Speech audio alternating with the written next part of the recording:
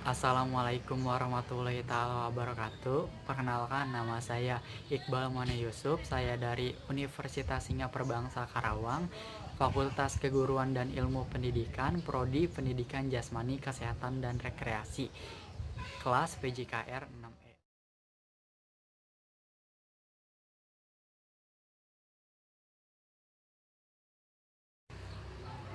Tunagrahita adalah suatu kondisi keterbelakangan mental di mana anak tunagrahita memiliki kecerdasan di bawah rata-rata anak normal pada umumnya, yaitu di bawah 70%, sehingga menyebabkan kecerdasan dan intelektualnya terganggu yang mengakibatkan akan munculnya permasalahan-permasalahan baru pada masa perkembangannya.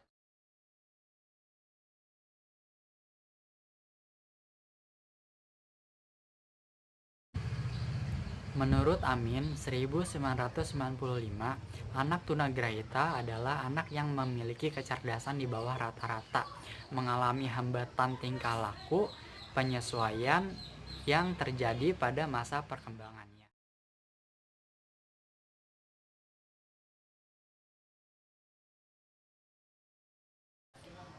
Tunagrahita sering disepadankan dengan istilah-istilah sebagai berikut, seperti lemah pikiran, keterbelakangan mental, bodoh, idiot, dungu, defisiensi mental, gangguan intelektual, dan cacat mental.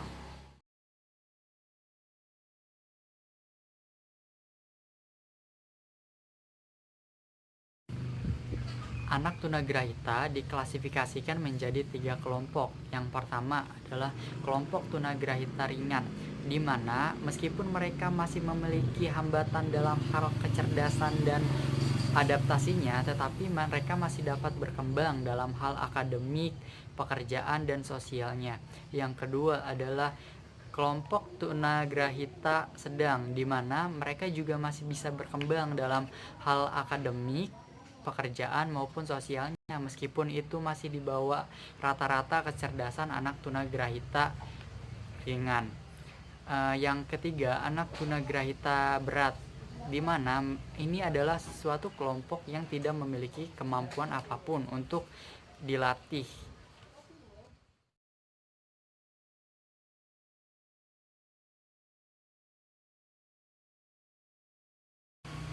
Berikut adalah ciri-ciri anak tunagrahita. Yang pertama adalah anak terlambat dalam berbicara, merangkak, berdiri, dan berjalan. Yang kedua, anak sulit untuk mengingat. Yang ketiga, anak sulit untuk melakukan hal-hal mendasar seperti makan sendiri. Yang keempat adalah gangguan perilaku seperti anak suka marah-marah tidak terkendali. Yang keempat adalah anak sulit untuk menghubungkan sebab dan akibat yang akan terjadi. Yang kelima adalah anak sulit untuk berpikir logis dalam memecahkan masalah.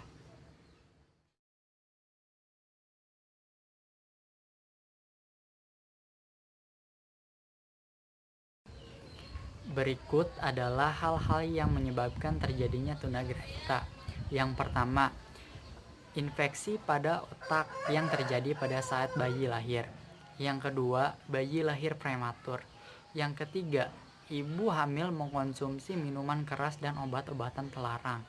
Yang keempat, adanya kelainan pada gen orang tua. Yang kelima, terjadinya luka pada otak diakibatkan karena kecelakaan atau terjatuh.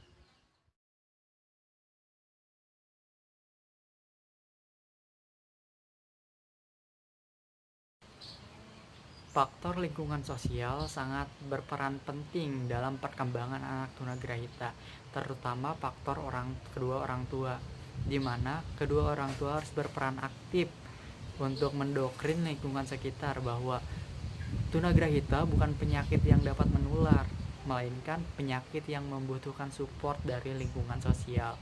Mereka harus bisa menganggap anak tunagrahita itu sama seperti mereka.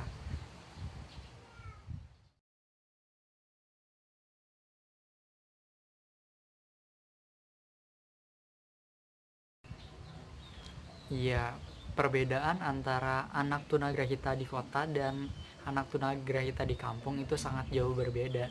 Di mana di kota anak tunagrahita lebih diperhatikan. Kemudian orang tuanya juga lebih mengerti dan akan selalu memberikan support kepada anak tunagrahita tersebut. Kemudian lingkungannya juga sangat sangat mengerti apa yang dirasakan si anak tunagrahita, yaitu membutuhkan support dari lingkungannya. Oleh karena itu, mereka akan disekolahkan di sekolah disabilitas seperti itu untuk mengembangkan potensi yang ada di dirinya. Sedangkan di anak tunagrahita yang berada di kampung pasti akan mendapat bulian dan orang tuanya pun tidak akan mengerti apa yang dirasakan oleh anak tunagrahita tersebut. Maka dia akan terus menjauh di lingkungan sosialnya dan tidak mendapatkan support sama sekali. Kemudian kebanyakan anak tunagrahita di kampung itu diabaikan, dia tidak bersekolah sama sekali. Malahan ada yang sampai dipasung lalu dikurung di rumah seperti itu. Tidak mendapatkan sesuatu yang layak untuk dirinya.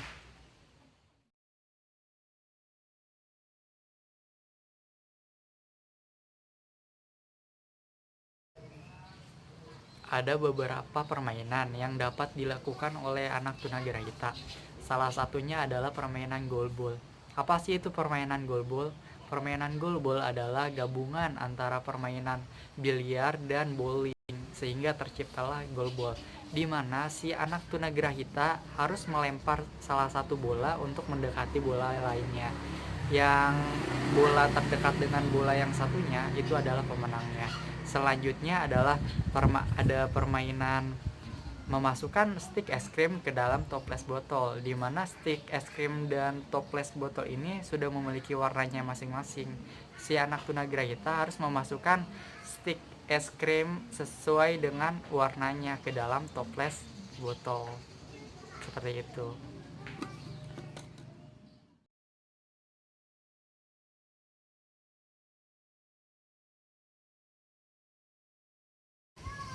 Pembelajaran untuk anak berkebutuhan khusus, terutama untuk anak tunagrahita, tidak hanya dapat dilakukan di sekolah ABK saja, melainkan juga dapat dilakukan di rumah.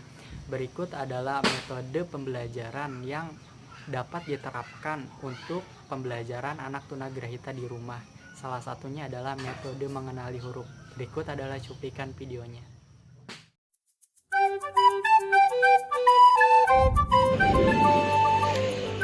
Ambil huruf I.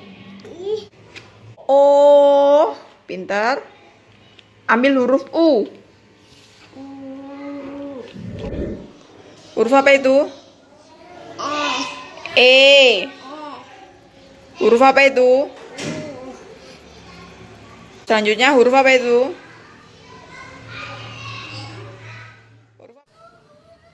Mungkin sekian yang dapat saya sampaikan pada materi kali ini mengenai tunagrahita. Kurang lebihnya saya mohon maaf. Wabillahi taufik wal hidayah. Wassalamualaikum warahmatullahi wabarakatuh.